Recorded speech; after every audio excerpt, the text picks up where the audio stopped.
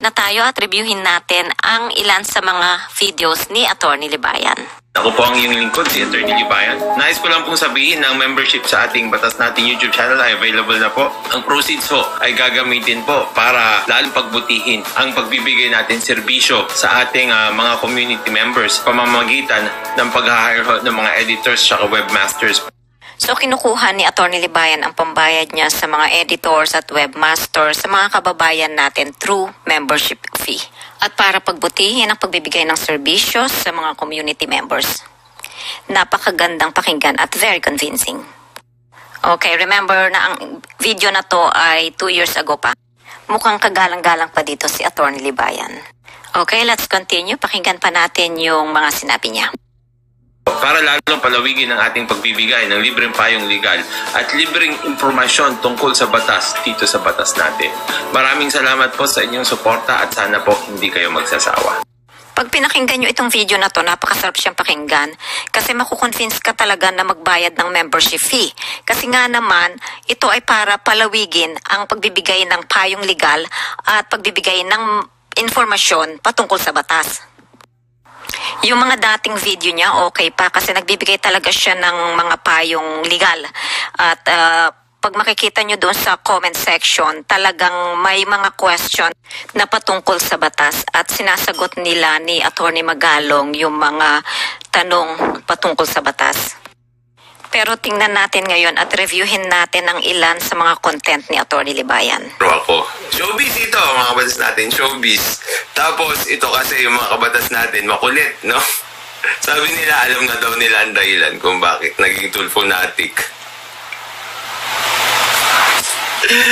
Itong si Gis Codero, mga kabatas natin, chismis lang ito kung bakit naging tulfonatic siya.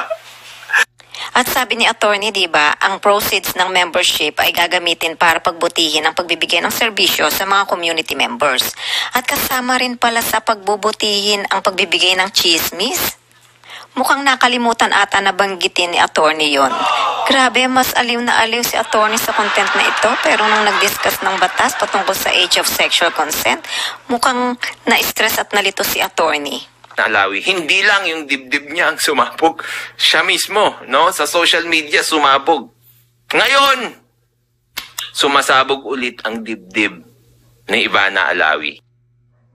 August 2020 when he promoted the membership to his channel. At anong nangyari sa mga content ni Atty. Libayan? Bakit dibdib na ang tema dito? Akala ko ba para palawigin ang pagbibigay ng payong legal at pagbibigay ng libreng impormasyon tungkol sa batas? Pinakinggan ko ang buong video na yan, pati yung kay Chis Escudero, pero wala akong makitang payong legal at information tungkol sa batas. Puro opinion at pambabastos lang. Sumasabog yung kanyang dibdib, mga kabatas natin, mga kakokomel. Mga kabatas natin, no? Yung sumasabog na dibdib, literal at saka figurative yun. No? Literal. At dati ang mga binabasa ni Atty. Libayan sa comment section niya ay mga questions na patungkol at related sa batas. Pero ngayon, puro kabastusan na at hate na ang binabasa ni attorney. Tingnan natin. Oh, gosh! Sabi ni Zach. Oh my goodness! Sa mga comments, hala, bawas income sa inyo, sabi niya. Bastos ka kasi mag-post, sabi ni Mateo. Halos kaya dapat lang kulang na lang maghubad ka na walang panty at bra. Diba? Which is true naman. Tingnan nyo dito, ang dami nagsasabi ang laswa mo kasi. So, tingin nila kay Ivana bastos. Okay, sige, for the sake of argument, bastos na kung bastos. Pero hindi ba nila napansin na ang mga bunganga nila bastos din? So wala rin silang pinagkaiba kay Ivana. And if you're going to review some of the comments before, katulad niyang nasa screen natin ngayon, ibang-iba na ang mga comments na mababasa ninyo at binabasa ni attorney ngayon.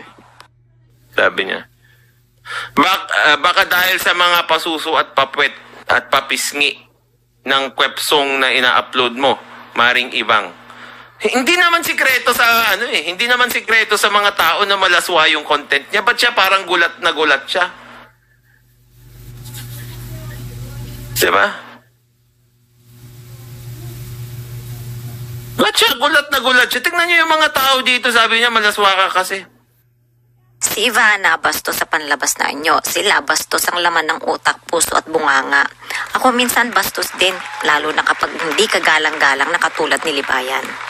At mas matindi si Kayo, sabihin ba namang sinungaling ang magulang niya at nabuhay siya sa kasinungalingan?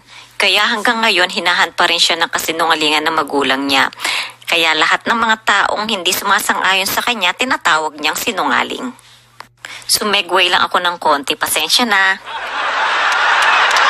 Mga bastos kasi yung nire-review natin, kaya naalala ko si Kayo kasi sobrang bastos niya sa magulang niya. Para lang masabi niya sa social media na nagbago na siya, kahit ipahiya niya ang magulang niya, ginawa niya.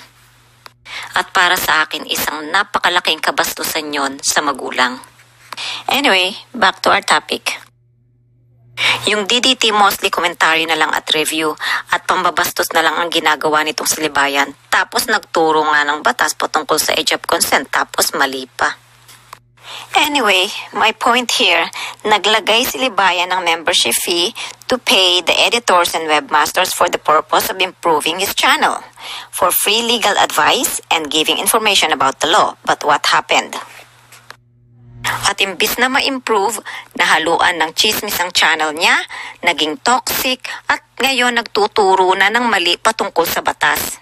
And imagine, narinig ko lang itong showbiz chismis na ito dahil dito sa batas natin. Actually, wala akong masyadong alam sa mga showbiz, pero dahil nakikinig nga ako dito kay Atty. Libayan, kaya nalaman ko tong kay Coco Martin at kay Julia. At sa susunod na content natin, magbigay tayo ng review patungkol dito sa content ni Atty. Libayan, kay Coco Martin at kay Julia. At dahil gumamit na naman ng terms si Atty. Libayan nang hindi niya nire-research. But anyway, sa susunod na content na lang natin yan. For now, enjoy spending time with